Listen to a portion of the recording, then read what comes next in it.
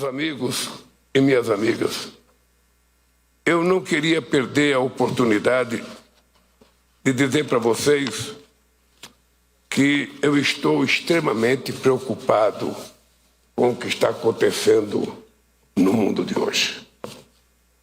É importante que a gente não esqueça nunca que o mundo de hoje está vivendo a maior concentração de conflitos desde a Segunda Guerra Mundial. É importante que a gente não perca de vista que enquanto se gastou o ano passado 2 trilhões e 700 bilhões de dólares em armas e em guerras, nós ainda temos 630 milhões de pessoas passando fome, ainda temos milhões de seres humanos sem energia elétrica e ainda temos milhões de seres humanos sem ter acesso à educação e outros milhões e milhões de mulheres e crianças que são o resultado dessas guerras fratricidas e que ficam abandonados, sem documento, sem residência, sem ter sequer uma pátria onde morar. Por isso, nós temos insistido cada vez mais de que é preciso parar e refletir sobre o nosso comportamento. Nós não somos mais países colonizados. Nós conquistamos soberania com a nossa independência. Nós não podemos permitir que alguém possa se intrometer e ferir a integridade territorial de cada país. O que nós estamos assistindo no mundo é a falta total e absoluta de funcionamento das Nações Unidas. O Conselho de Segurança da ONU e os seus membros permanentes foram criados para tentar manter a paz. E são eles que estão fazendo as guerras. E quando é que a gente vai tomar uma atitude para não permitir, sabe, que os países mais poderosos se achem dono dos países mais frágeis? Quando é que a ONU vai convocar uma reunião extraordinária para que a gente decida qual é o papel dos membros do Conselho de Segurança? Por que não se renova? Por que não se coloca mais países representando o Conselho de Segurança da ONU?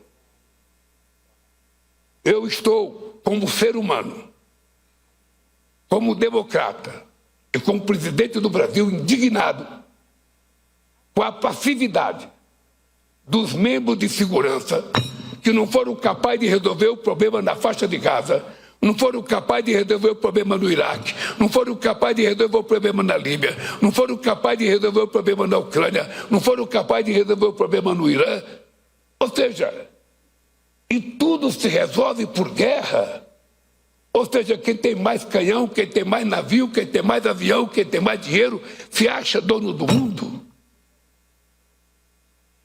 Quando é que nós vamos dizer que isso não é normal? Quando é que nós vamos dizer, sabe, de que nós queremos voltar a ter uma relação civilizada entre as nações, que nós não vamos permitir o fim do multilateralismo e que a gente vai garantir que somente a paz é que pode fazer com que o mundo pobre possa se desenvolver? O que constrói uma guerra, a não ser mortos e destruição? E quando é que nós vamos reagir? Eu queria dizer para vocês que em 2010, eu fui a Teherã, junto com o presidente da Turquia, para convencer o governo do Irã de que ele não poderia enriquecer o urânio para fazer armas nucleares. E fui dizer para a autoridade no Irã, ao Khamenei e ao Ahmadinejad, de que a gente aceitaria que eles enriquecessem o urânio na proporção que o Brasil enriquece urânio para fins pacíficos, para fins científicos. Fizemos um acordo. Esse acordo, quando foi publicado, ao invés dos países europeus e dos Estados Unidos aceitarem o acordo, eles aumentaram o bloqueio ao Irã. E é muito engraçado, isso já foi publicado na imprensa, não é segredo para ninguém. Eu tinha recebido uma carta do companheiro Obama, dizendo que se o Ahmadinejad concordasse com aquele acordo, estava tudo certo. Pois nós fizemos a Ahmadinejad assinar o acordo tal qual estava a carta do Obama. Para minha surpresa, quando foi publicado o acordo, tanto a Europa quanto os Estados Unidos, sabe, aumentaram o bloqueio. Depois de alguns anos, foram fazer um outro acordo, pior do que aquele que a gente tinha feito. E agora se invadiu o Irã a pretexto de que o Irã estava construindo bomba nuclear. Cadê as armas químicas do Saddam Hussein?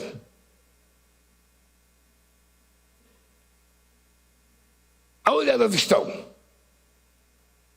Quem achou? Ou seja, nós não podemos viver mais num mundo de mentiras, em que as pessoas constroem o inimigo, constroem a imagem negativa do inimigo para justificar a destruição.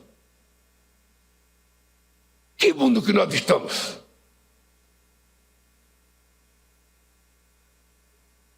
Eu ouvi o representante de Moçambique falar nos minerais críticos e nas terras raras. Aqui, nesse plenário, todo mundo tem experiência de que o seu país já foi saqueado em tudo que é ouro que tinha, em tudo que é prata que tinha, em tudo que é diamante que tinha, em tudo que é minério que tinha.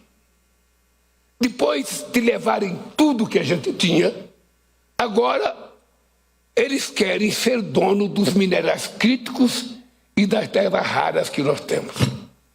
Eu estou vendo a Bolívia ali, estou vendo o chanceler da Bolívia. Ou seja, já levaram quase tudo da Bolívia. Agora que a Bolívia tem minerais críticos, é a chance da Bolívia, é a chance da África, é a chance da América Latina não aceitar ser apenas exportador de minerais para eles. Ou seja, quem quiser que venha se instalar e produzir no país para que a gente tenha a chance de desenvolver os nossos países.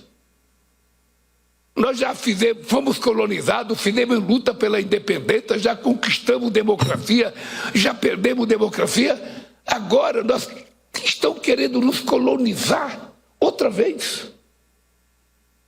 Então, companheiros e companheiras, eu não poderia ter faltado nessa reunião. Eu cheguei aqui 2 horas da madrugada para fazer essa reunião. Porque é preciso que a gente levante a cabeça. Não é possível alguém achar que é dono dos outros países. O que estão fazendo com Cuba agora? O que fizeram com a Venezuela? O que estão fazendo? Isso é democrático? Em que parágrafo, em que artigo da Carta da ONU está dito que um presidente de um país pode invadir o outro?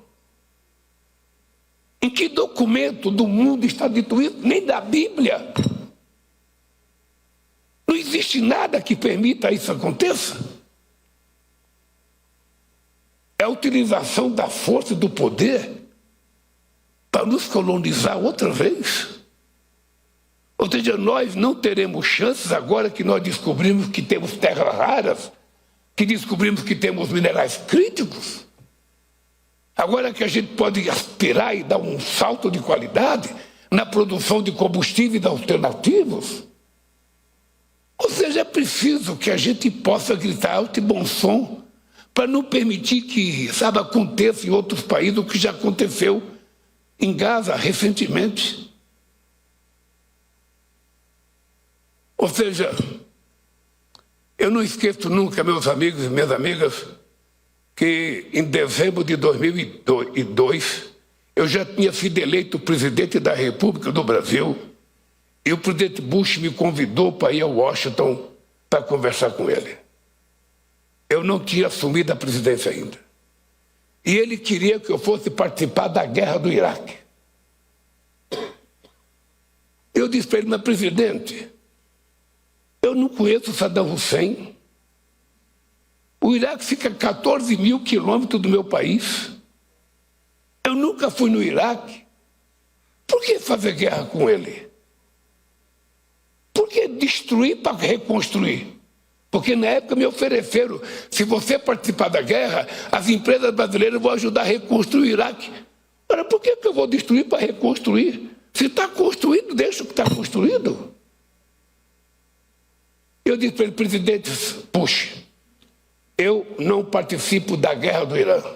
A minha guerra é contra a fome de 54 milhões de brasileiros que não têm o que comer. E essa guerra eu vou vencer. E venci a guerra. Em 2014 acabamos com a fome no Brasil. Hoje,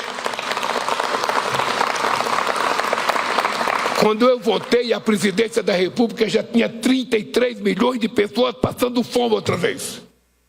Em apenas 2 anos e meio. Nós outra vez tiramos 33 milhões de pessoas da fome.